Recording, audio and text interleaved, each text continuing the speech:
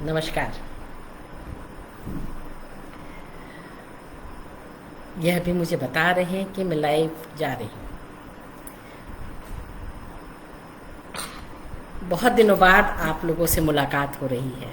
पिछले दिनों कुछ तबीयत खराब चल रही थी लगातार, तो आप लोगों से मुलाकात नहीं हुई।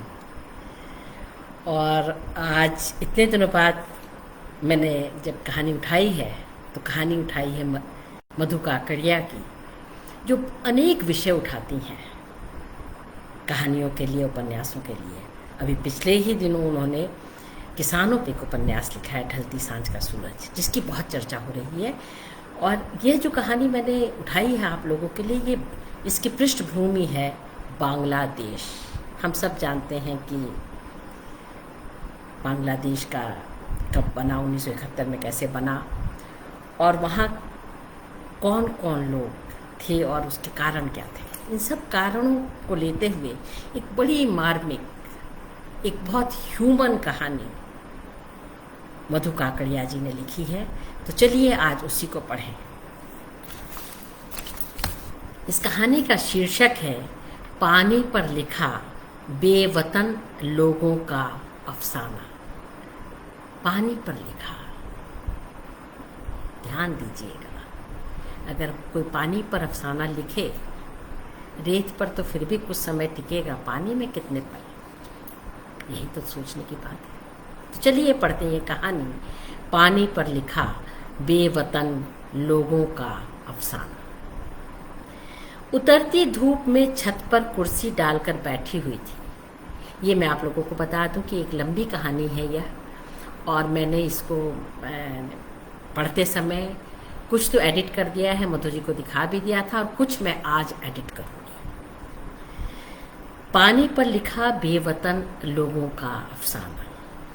उतरती धूप में छत पर कुर्सी डालकर बैठी हुई थी। कौवों की काँव काँव और कोयलों की कुहू कुहू के मध्यम मध्यम स्वरों के बीच पास के ही पोखर में पड़ते आसमान के गुलाबी हिस्से की परछाई को निहार रही थी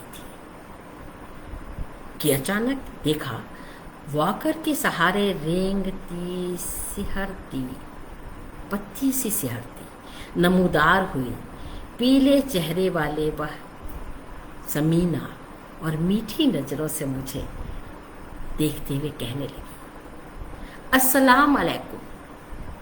अस्सलाम अलैकुम थोड़ी हड़बड़ाहट में निकल गया मेरे मुंह से, जबकि मैं अच्छी तरह से जानती थी कि अस्सलाम अलैकुम के जवाब में वालेकुम अस्सलाम कहा जाता है।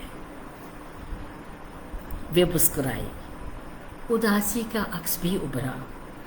ओढ़नी से सर को अच्छी तरह ढांपते हुए कहा उन्होंने, जैसे ही महमूद भाईजान से पता चला कि आप कोलकाता से आई हैं, या अल्लाह, मैं तो मरी जा रही थी आपसे मिलने के लिए।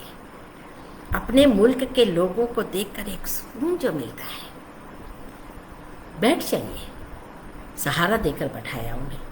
तो क्या आप भी कलकत्ता से हैं? मैंने समझा कि आप बांग्लादेशी हैं।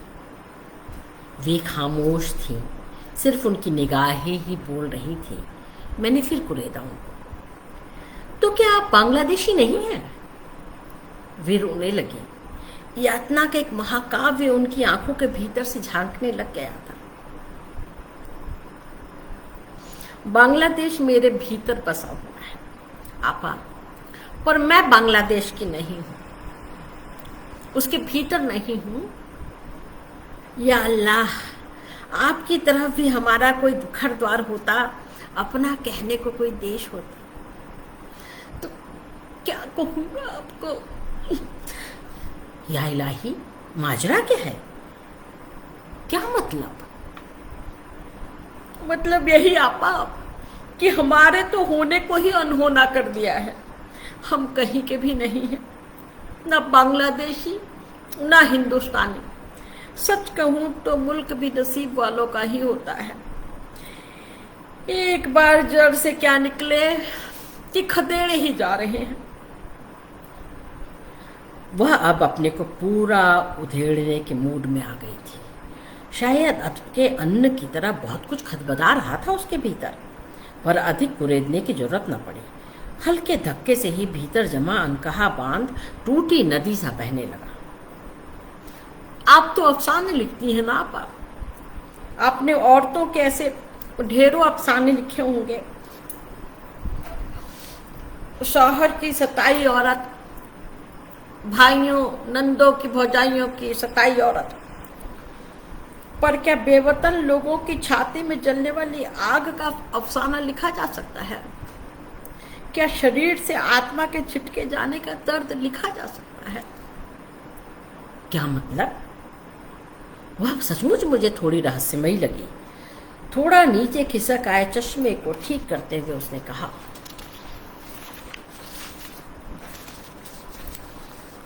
मेरे अब्बू का जन्म बिहार के सिवान गांव के मियाँ टोले में हुआ था। सब कुछ ठीक चल रहा था। अब्बू के कपड़ों की दुकान थी। हमने नहीं देखा है, हम तो 2 साल के ही थी। अब्बू बताते थे, अम्मा भी कहती थी, हमारी दुकान के जरदोजी के काम के बने घाघरा और कामदार जूते पूरे बिहार में जाते थे। अब्बू का बड़ा नाम था। सिवान की जो शायद ही कोई ऐसी दुल्हन हो जिसने बिना अब्बू के घाघरे के साथ फेरे खाए हो। जानती तो हैं आप, हमारे मजहब में बुत परस्ती गुनाह है, लेकिन फिर भी हम रेशम और गोटे से कन्हैया जी के लिए गद्दे और बिस्तर वाला झूला तैयार करते।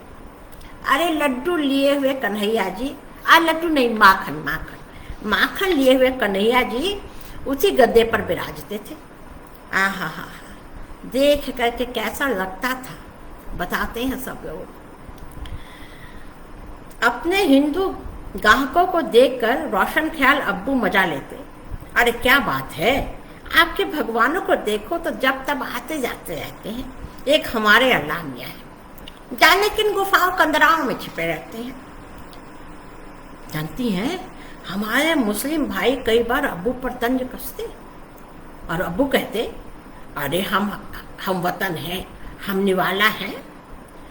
क्या उनकी जरा से पूजा पाठ में शामिल होने और फलसफा सुन लेने से हमारा ईमान डोल जाएगा? क्या इतना कमजोर है हमारा ईमान? हमारा खुदा इतना तंग दिल नहीं हो सकता। लेकिन हमेशा घोड़े पर सवार रहने वाले अब्बू ने भी जब सुना कि पाकिस्तान बनेगा तो बेशक बुरा लगा उन्हें, लेकिन खास फर्क नहीं। हिंदुस्तान में जब सब लोग कहने लगे कि मुसलमान यहाँ के नहीं हैं, उन्हें जाना होगा, तब भी मेरे अब्बू ने कह दिया कि वो कहीं नहीं जाएंगे। जिद और जिंदा दिली दोनों थी उनमें। अम्मी रोती कि हम यहाँ महफूज नहीं तो अम्मा को मीठी डाक पिला देते। अल्लाह ने किलो भर आंसू दिए हैं, काश छिटाक पर बुद्धि भी डाल दी होती तुम्हारे से भेजे तुम्हारे दिमाग में। लेकिन जैसे ही खबर आई कि रावलपिंडी धू धू जल रहा हो, तब चिंता हुई।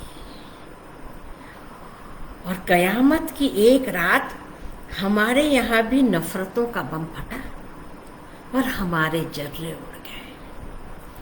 आधी रात बेकाबू सांड की तरह बलवाइयों की उन्मत्त भीड़ आई और मजहबी जोश में उन्होंने हमारी दुकान जला दी। छत पर खड़े अब्बू अपनी दुकान को आंखों में आंसू लिए और दिल में ज्वाला लिए देखते रहे। उस एक ही रात ने अब्बू को घर से बेघर और इंसान से मुसलमान बना दिया। अब अब्बू समझ गए थे कि यहाँ से दाना पानी उठ गया है। और फिर हम 2 जुड़वा बहनों को लेके अम्मी के साथ अब्बू यहीं ढाका आ गए और यहीं बस गए। हमारे लिए तो यही न मुल्क हुआ। कहिए, 2 साल की थी हम दोनों बहनें। उसकी कहानी लंबी खिंच रही थी। मैंने उसे टोकते हुए पूछा, माना अब यह बांग्लादेश बन गया, पर इससे आप मुसलमानों को क्या फर्क पड़ा? आपका अल्लाह तो अब भी वही है। हिंदू तो अब आपका कुछ नहीं बिगाड़ सकते। गर्म रेत पर पड़ी मछली की तरह वह तड़पी। आवाज अनायास ही चाकू की तरह तेज हो गई। दुपट्टा थोड़ा खिसक गया था, उसे ठीक करने में बोली, अरे कैरम की गोटी की तरह छिटक गए हम सभी, और आप कहती हैं क्या फर्क पड़ा। कहानी वही थी, बस किरदार बदल गए। इस बार अपने ही मजहब के थे, अपने ही मक्का मदीना के थे। उस समय जलते दिल से यही निकला था कि दुनिया से मजहब मिट जाए तो हमारी दुर्गति ना। पर इस बार क्या कहेंगे, कहाँ जाएंगे, क्या मतलब? मतलब अब हमें मंदिर वाले हिंदुओं से नहीं, अपने ही मजहब के बांग्लादेशी मुसलमानों से खतरा था। क्या कह रही हो? मुसलमान को मुसलमान से खतरा? बीबी आप भी जी आपा, मैंने बांग्लादेश को शिद्दत से चाहा है। इसी के पानियों में मछली की तरह घुल मिल गए हैं हम लोग। गंगा और पद्मा नदी के नाम मैंने अपनी पहली कविता यही लिखी। फिर मेरे साथ ऐसा क्यों हुआ कि उजाड़ दिया गया हमें? आज हमें अपने परिवार के साथ जेनेवा कैंप में रहना पड़ रहा है। हम इस देश के बाशिंदे नहीं हैं, हमारे पास पासपोर्ट भी नहीं है और नौकरी भी नहीं मिलती हमें। इसीलिए तुम्हें चाह कर भी अपनी जुड़वा बहन इशरत से नहीं मिल पाई। आप ठिकाने वही हैं, पर जिंदगी ने अपने ठिकाने बदल लिए। 40 साल हो गए उसको देखे, वो सर्दी की धूप सी सुहानी इशरत।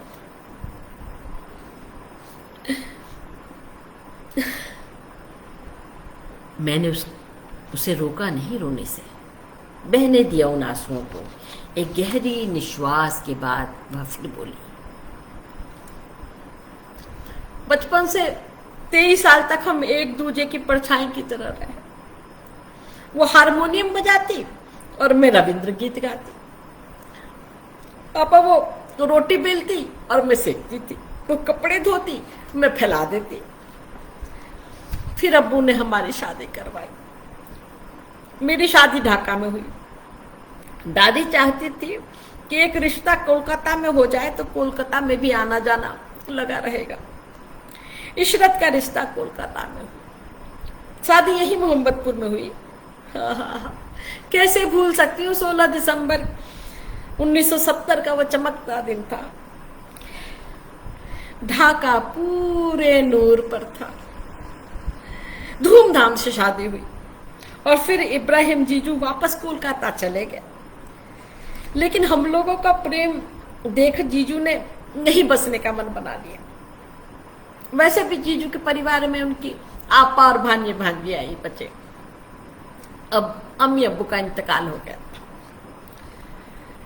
तो जीजू अपनी आपा के लिए ढाकाई साड़ी, भांजा के लिए ढाकाई मलमल का कुर्ता और कपड़ा लता ले करके कोलकाता चले गए। हमसे बोले, इशरत को वहां का विक्टोरिया गार्डन भी दिखा दूंगा और आप सबके लिए चित्तरंजन का रसगुल्ला भी लेता आऊंगा, और इंशाअल्लाह अच्छा पैसा मिला तो इस बार सब बेच बाच करके यही मोहम्मदपुर में आ जाऊंगा। इशरत ने यह सोचकर कि वापस तो यहीं आना है, अपनी शादी में मिला कुछ भी सामान साथ लेके नहीं गई, बस थोड़े ड्रेस।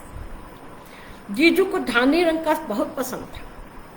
इशरत ने इशारे से अम्मी को बताया भी था। और आप जाने हम ठहरे को बिल्कुल गोबर गणेश। सो उसके लिए बक्से में अपनी पसंद की हल्के गुलाबी रंग की जामदानी साड़ी निकाल करके ले आई। उसने पहन ली, पर जाते जाते बिट्टो रानी ने आंखें तरेर कर देखा। उसका वो आंखें तरेरना कभी नहीं भूलता, कभी नहीं भूलता। चली गई इशरत, वही आखिरी देखा उसको हमने। 16 भरी सोना जो अब्बू ने उसे दिया था यहीं रह गया और दंगाई उसे ले गए। आहा, हिंसा और लालच उनके दिमाग में घोंसला बना गए थे। हिंसा तो समझ में आती है, पर लालच? हाँ पा, लालच नहीं होता तो हम बिहारी मुसलमानों की संपत्ति पर वो क्यों हाथ साफ करते? हमारा सोना, हमारा घर, हमारी जमीन सब पर कब्जा कर लिया। अरे सिर्फ एक कमरा हमारे लिए छोड़ा और मकान, सामान सब पर कब्जा। मैंने उसके सर पर हाथ धर दिया तो मेरा हाथ थाम कहने लगी, अपा मेरा एक काम कर देंगे? कर दूंगी, पर मुझे यकीन नहीं हो रहा कि हनीमून मनाने कोलकाता गई इशरत फिर वापस क्यों नहीं लौटी? और इतने साल हो गए, क्या हुआ? देखते देखते वह शांत झील से गर्म स्त्री में तब्दील हो गई, चेहरे पर कांटे उगाए। यही तो सारा रोना है आपा। उधर उसको विदा किया, इधर मोहम्मदपुर और मीरपुर में मारकाट मच गई। मेरी मामी अपनी एक बच्ची के साथ यही मोहम्मदपुर में रहती थी। मामू सब्जी लेने बाजार गए, पीछे से बंगाली मुसलमानों ने घर घेर लिया। कच्चा मकान था। मामी देखने में बड़ी सुंदर थी। पहले तो उस हरामी ने मामी के साथ मुंह काला किया, फिर मामी के पेट में झुरा भोंक दिया। हरामियों ने मामू के 5 साल की बेटी को भी नहीं बख्शा, उस पर भी बाद में छुरा चला दिया। भागे भागे मामू वापस लौटे तो बेटी की सांस चल रही थी।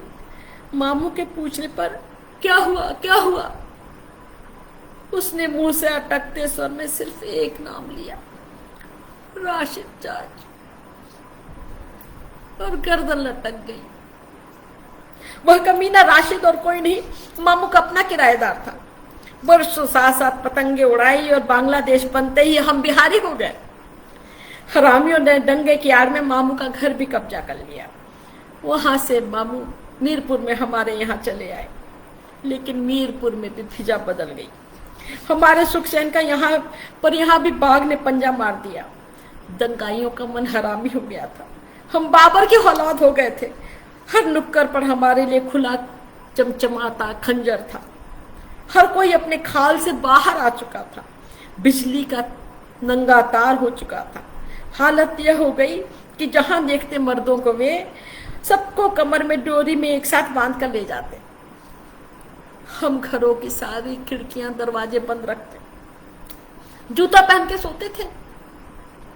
घर को कंधे पर लादे कब भागना पड़ जाए। मेरे अब्बू, शौहर, भाईजान, मामू तो 3 दिन तक घर के अंदर दिन भर पलंग के नीचे छिपे रहते। वहीं सोते वहीं खाते कि कौन जाने कब कोई भूखा भेड़िया निकले और हमें दबोच ले। बताइए, ऐसी हालत में मेरे घोंसले की वह चिड़िया इशरत क्या लौटती, बूंद की तरह टपकी और ओस की तरह गायब। उफ, कितना प्रेम था। वह नीला दुपट्टा ओढ़ती और मेरा मन आसमान हो जाता था। वह अपने प्रवाह में फिर कविता करने लगी थी। असली बात बताओ, मैं झुंझलाई। वह एक ही बात को जाने कितनी बार बोल रही थी। जाने क्यों उसको ऐसा लग रहा था कि मैं पूरी शिद्दत से उसकी बात नहीं समझ रही हूँ, जबकि उसकी बात में कोई ऐसी बात नहीं थी कि मैं ना समझ पाऊं। वह शर्मिंदा हुई। हल्की झुर्रियों से भरे उसके बूढ़े चेहरे की खाल कांपी। बिखरी स्मृतियों को बटोरते हुए फिर अपनी रूह में बहने लगी। बचपन से ही कविता करना अच्छा लगता था ना, आदत अभी तक नहीं गई आपा। फिर बहुत दिनों बाद कोई मिला है। आज सालों साल से तड़प रही हूँ इशरत को छू लेने के लिए। लगता है जैसे कोई खंजर गड़ गया है भीतर। 8 आंसू रोते अब्बू भी धरती की लड़ाई नहीं लड़ पाए और आसमान हो गया। इशरत इशरत करते प्राण निकले और मैं भी कौन जिंदा हूँ, काट हो गई हूँ। शरीर यहाँ, रूह वहां। जब कलेजे की फूंक थमती नहीं तो घबराहट बहुत बढ़ जाती है और बेटा मुझे डिप्रेशन की गोली खिला देता है। 30 साल से खा रही हूँ, अब तो मरी ये भी असर नहीं करती। मेरी गोली तो इशरत है। कुछ साल पहले मेरा बेटा एक बार चोरी छुप छुप के किसी प्रकार पहुंच गया था केला बागान में। अरे उसी के साथ चली जाती, हिम्मत नहीं हुई उसकी। केला बागान, हाँ केला बागान, वही रहते हैं ना जीजू कोलकाता में। उसने यहाँ आकर के बताया तो उसका हाल तो कलेजा मुंह को आ गया। मेरे जीजा तो हुनरमंद कारपेंटर थे, अब काम नहीं करते। और एक नौकरी है मरीग्रेशन के लाडले। मेरी अजीज आपा, दूध भरे थाल सा उसका रूप, हरी भरी देह एकदम कजला आ गई है, कमर झुक गई है, ना अब्बू का आसरा ना शौहर का।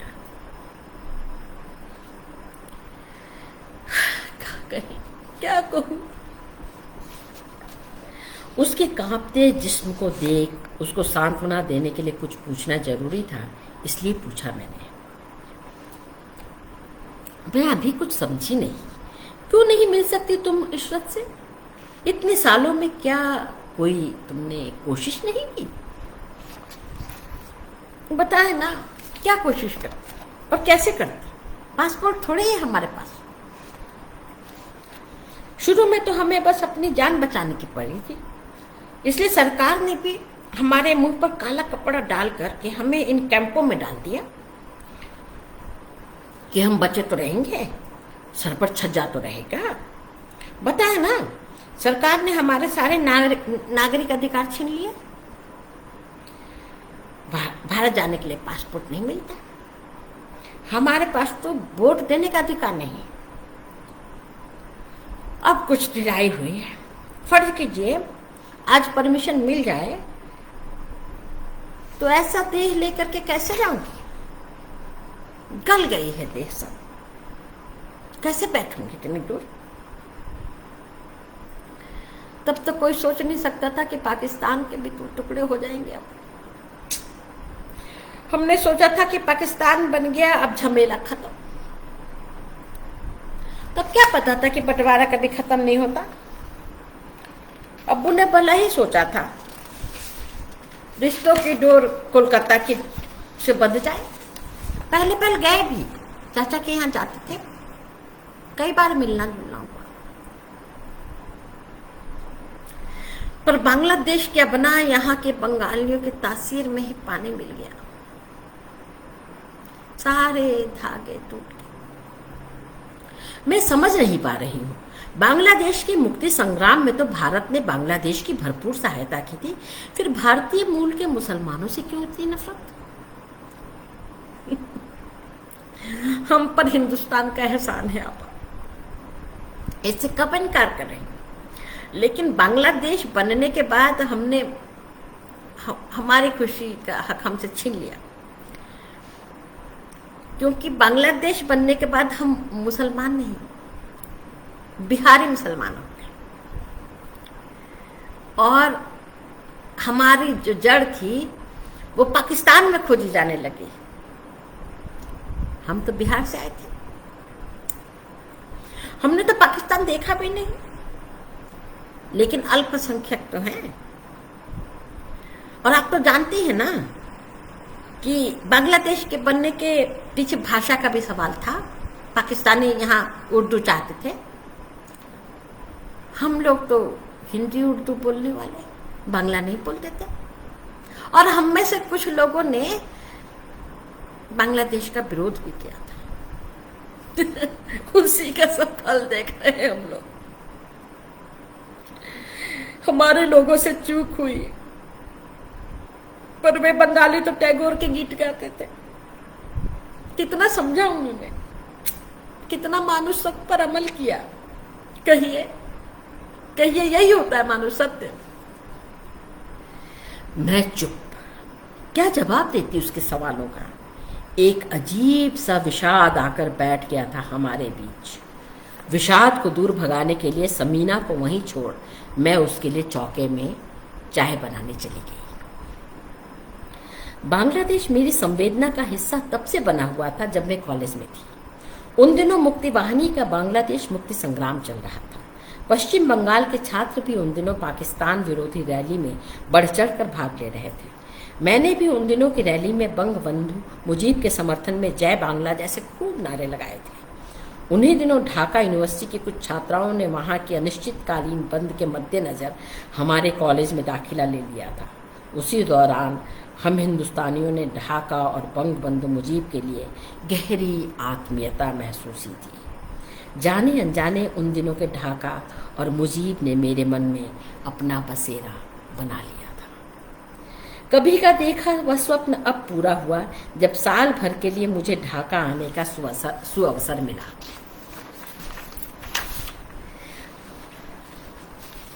पहली नज़र में ढाका सचमुच ही रमणीय लगा। रात यहाँ रात जैसी थी, कभी तारों भरी तो कभी काजल भरी।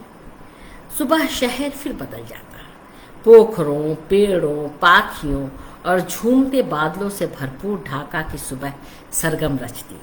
नीले आसमान में उड़ान भरते परिंदे, पेड़ों पर फुदकती गिलहरी, ढेरों ढेर हरे तोते, रकम रकम की रंग बिरंगी चिड़ियाँ, उनकी गूंज, टहनियों और पत्तियों की सरसराहट। वाह! कब नजर में आएगी बेदाग सब्जे की बहार, खून के धब्बे डुलेंगे, खून के धब्बे धुलेंगे कितनी बरसातों के बाद। नैयारा नूर की वह आवाज, खून के धब्बे धुलेंगे कितनी बरसातों के बाद, अब के पिछुड़े अजनबी। यही था ना। बिस्कुट और मछली के कुछ टुकड़े चादर पर गिर गए थे। उन्हें बुहारते हुए कहा उसने, हम बिहारियों ने कितना कुछ तो दिया इस मुल्क को, लेकिन जैसे ही भाषा का मसला आया, हमारे किए धरे को फोल्डिंग कुर्सी की तरह समेट के कोने में पटक दिया और हमें कह दिया भाग जाओ यहाँ से, यहाँ का कल्चर बिगाड़ रहे हैं। कितना भरोसा किया था हमने इनका, क्या कहूँ। मुझे तो रह रह के गाना याद आता है, ये देश आमार तो मार। झूठा झूठा गाना। अरे अब हमने माना कि हम में से कुछ लोगों ने बांग्लादेश बनाने का विरोध किया, कुछ ने पाकिस्तान का समर्थन भी किया, पर इसका दंड क्या पूरे समुदाय को देंगे? आप लोगों ने मुकाबला नहीं किया उनका? मेरे पूछने पर उसकी आंखों में शोले भड़क आए। जहां जहां ज्यादा थे वहां किया भी। अब उनकी हुकूमत थी। बांग्लादेश के जन्म का जश्न अभी कायदे से शुरू नहीं हुआ था कि खून खराबा, मार काट, लूट पाट, नफरत और बलात्कार का नया दौर शुरू हो गया। मैं श्रेष्ठ, मैं श्रेष्ठ, इसके बारे में भूल गए कि इस्लाम का मतलब होता है इंसाफ। अरे हम उर्दू बोलते थे, इनसे गोरे हैं, पाकिस्तानी हो गए। हम बुर्का हिजाब नहीं पहनते थे, मछली भी तो उतना नहीं खाते। क्या कहें, कैसी कहर गुजरी हम पे। हसनाबाद में हमारी कॉलोनी थी। जिंदगी की सबसे उदास कविता मैंने उस रात लिखी जब खिड़की से मैंने देखा कि ट्रक में भरकर लाशें जा रही। अपने बचाव के लिए उन काले दिनों में हमने हिजाब पहनना शुरू कर दिया। मैंने लिपस्टिक और नेल पॉलिश तक लगाना बंद कर दिया। खुद को एकदम मुकम्मल मुसलमान दिखाने लगे हम लोग। हम अपने घरों की दीवारों पर कुरान की आयतों की तस्वीर चिपका के रखते थे कि दंगाएं समझ जाएं कि हम मुस्लिम हैं, हिंदू या हिंदुस्तानी नहीं है। हम ही नहीं, इस्माइली मुसलमानों का भी यही हाल था। उन्हें भी पाकिस्तानी माना गया। हालात यहाँ तक बिगड़ गया कि इस्माइली मुसलमानों को तो इमाम ने कह दिया कि यहाँ से चले जाओ, बांग्लादेश छोड़ दो। उनका जमात खाना अलग होता है ना, जमात खाना। अरे वही नमाज के बाद जो बैठक होती है, सब लोग मिल के बैठते हैं।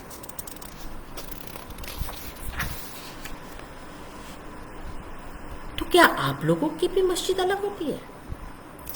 नहीं आपा, हम सुन्नी लोगों की मस्जिद एक ही होती है, बस भाषा और खान पान पहनावा थोड़ा अलग है।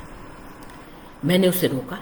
अभी तक मैं जानती थी कि मुसलमानों में बस शिया और सुन्नी दो बड़े धड़े हैं, पर आज समझी कि सुन्नी में भी बंगाली मुसलमान अलग, बिहारी मुसलमान अलग, बंगाली बोलने वाले बंगाली और हिंदी उर्दू बोलने वाले बिहार से आए बिहारी मुसलमान। फिर ये इस्माइली मुसलमान क्या है? आप इतना समझ लीजिए कि इस्माइली शिया होते हैं और वे उर्दू बोलते हैं। उन्हें पंजाबी मुसलमान भी कहते हैं, बहुत गोरे होते हैं, पंजाबियों की तरह ही लंबे चौड़े। कुछ की जड़ें तो पाकिस्तान में हैं भी, लेकिन सालों से वे भी यहीं रह रहे हैं, तो यहीं के हुए ना।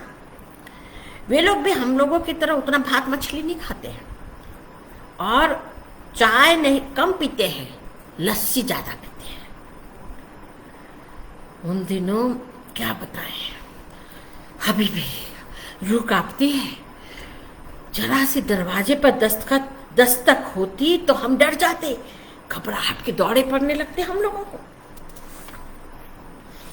कई बार तो मैं रात में बत्ती जला के सोती, दिन में अकेले में भी डर लग जाता था। भूले से भी आंख लग जाती तो खौफ ज़्यादा हो, नींद टूट जाती, लगता जैसे पूरे जिस्म में आग लग गई है। हसनाबाद की खिड़की से देखी वो लाशों भरी ट्रक आंखों के आगे चली जाती। फिर भी हम निकलने को यहां से तैयार नहीं थे, दूध से जले थे। और हम रोज कुआं खोदने वाले लोग। एक बार भाग कर हमें क्या मिला? अब दोबारा से तिनका तिनका चुनकर जो घरोंदा बनाया, फिर उसको कैसे उजाड़ेंगे? इसकी ताकत हमें नहीं। पहले हमें अलग मजहब ने मारा, अब अल्लाह को रंग और भाषा में।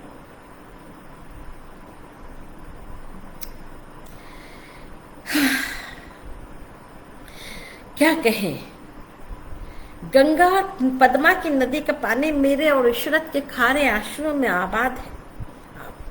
कविता करते करते वह फिर उन खारे आंसुओं को पोंछने लगी थी। मैं अवाक उन आंसुओं की धार देखती रही। कुछ पलों की आत्मीय खामोशी के बाद वो फिर फट पड़ी। आप खामोश क्यों हो? कुछ बोलते क्यों नहीं? आप क्या देश का बंटवारा रूह भी बांट देगा?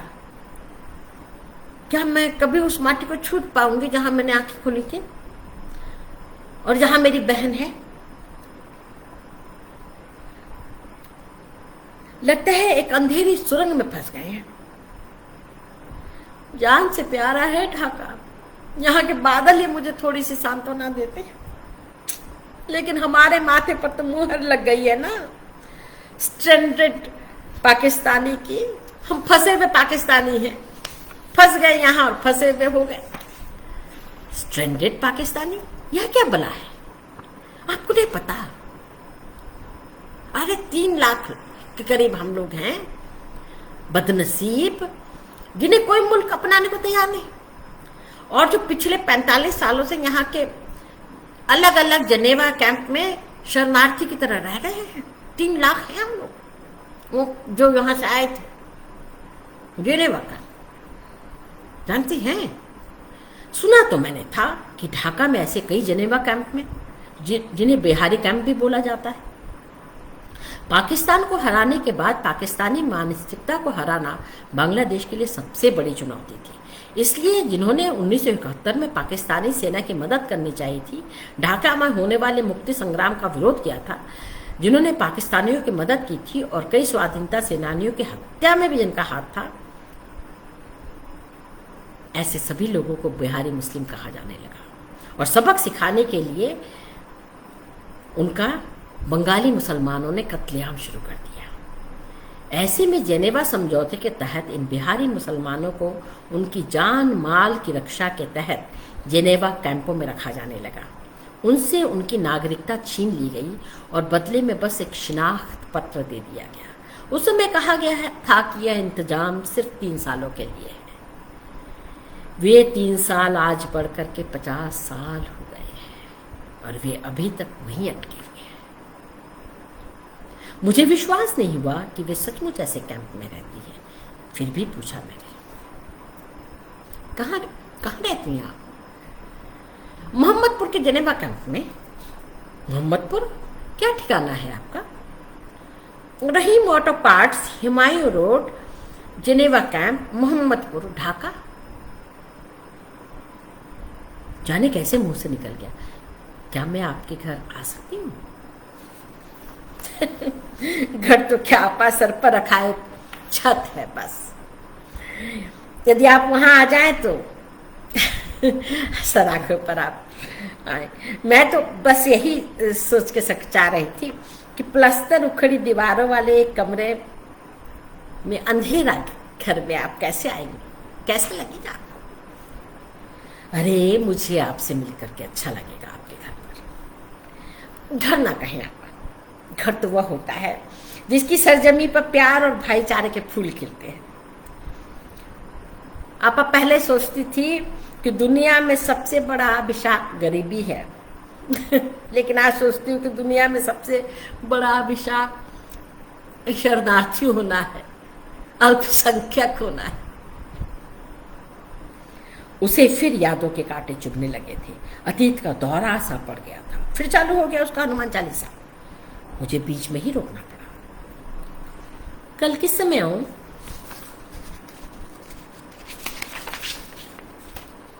किसी भी समय आपा, किसी भी समय। कोयलिया मत पुकार, करेजवा लागे कटार। जब मैं झिमिर झिमिर बारिश के बीच पहुंची मोहम्मदपुर जनेवा कैंप में, तो एक छोटे से कमरे में एक बूढ़ा लेटा हुआ यही सुन रहा था, करेजवा लागे कटार, कोयलिया मत कर पुकार। उस जगह पर 21वीं और 18वीं सदी दोनों एक साथ मौजूद थी। मोहम्मदपुर से निकलने वाले सभी रास्तों के नाम मुगलिया सल्तनत की याद दिलाते थे, जैसे Taj Mahal road, Sher Shah Suri road, Noor Jahan road. बाहर ढेर सारे साइकिल रिक्शे खड़े हुए थे। डाब, गन्ने का रस और चाय की दुकानें और फलों के ठेले भी लगे हुए थे। समीना के घर को खोजने में कोई दिक्कत नहीं आई।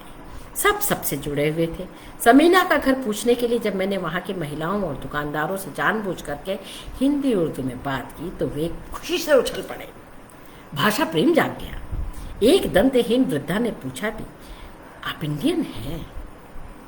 और जब मैंने बताया कि हाँ मैं भारत से हूं, तो उनके पोपले मुंह पर मुस्कान चमक उठी। माटी और जड़ों का प्रेम कभी कम नहीं होता। बहरहाल छोटी छोटी दुकानों से भरी ये कैंप अपने आप में अति साधारण दैनिक जीवन का एक आश्चर्य लोक थे। यहाँ बेलन की आकार की छोटी छोटी गलियां थी, जहाँ चिरंतन पसरा हुआ हल्का नीला सा अंधेरा था। हर जगह पलस्तर उखड़ी दीवारों से झांकती ईंटों और टीन की छतों वाले 1 मंजिला या 2 मंजिला मकान थे। इन गलियों के बाहर बकरियां, मुर्गियां, आवारा कुत्ते, स्कूटर, साइकिलें, ठेले वाले, मोबाइल, स्टोव रिपेयरिंग शॉप, कलपुर्जों के वर्कशॉप, किराने और गोश्त के दुकानों से लेकर राशन, मांस, बिजली के सामान, फल, सब्जियों के ठेले, दर्जी, श्रृंगार, दवाई, कपड़े, कबाड़ी, जड़ी के सुंदर सुंदर घाघरे आदि, यानी कि जीवन की ये सभी जरूरी दुकानें थी। छोटे छोटे कुटीर उद्योग थे। यहाँ के लोगों को बनारसी साड़ी और जामदानी साड़ियों के निर्माण में महारत हासिल था। बिजली पानी की समुचित व्यवस्था नहीं थी। सकरी गलियों के भीतर बने हुए घरों के बाहर ही अड्डा मारती ढेरों औरतें रंग ढंग सज धज में एकदम बंगालियों जैसी लग रही थी। लगा ही नहीं कि अलग आसमान के परिंदे हैं। लेकिन इन दुकानों के पते पर जनेवा कैंप लगा था। बहरहाल कैंप का पूरा नजारा लेकर ही मैं समीना के घर पहुंची। उदासी में डूबा उसका कमरा। कमरे के फर्श पर बिछा बिस्तर और पास ही बिछी एक दरी पर बैठी हुई खरबूजे के सूखे हुए बीज छील रही थी समीना। हमें देखते ही मुस्कुराई। कोने में रखी साफ सुथरी सुराही से पानी का गिलास मुझे पकड़ाया। 2 घूंट भी भर न पाई कि फिर छलका उसका दर्द।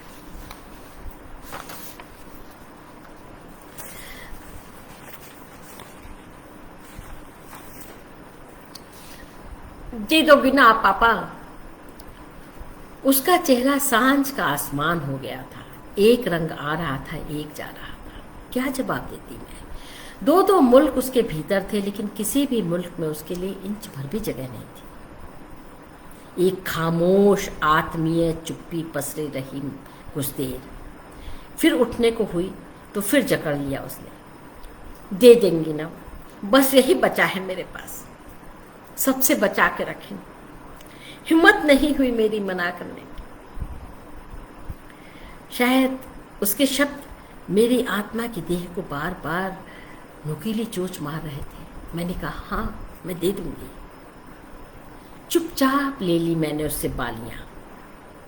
यही बाली तो बचे थे, 16 तोला जो सोना था, 16 भरी सोना जो अब्बू ने इशरत को दिया था, उसमें से खाली यही बाली बची हुई थी। पहले माँ ने संभाल के रखी थी और अब समीना ने। यही देना था, यही था बस बचा हुआ।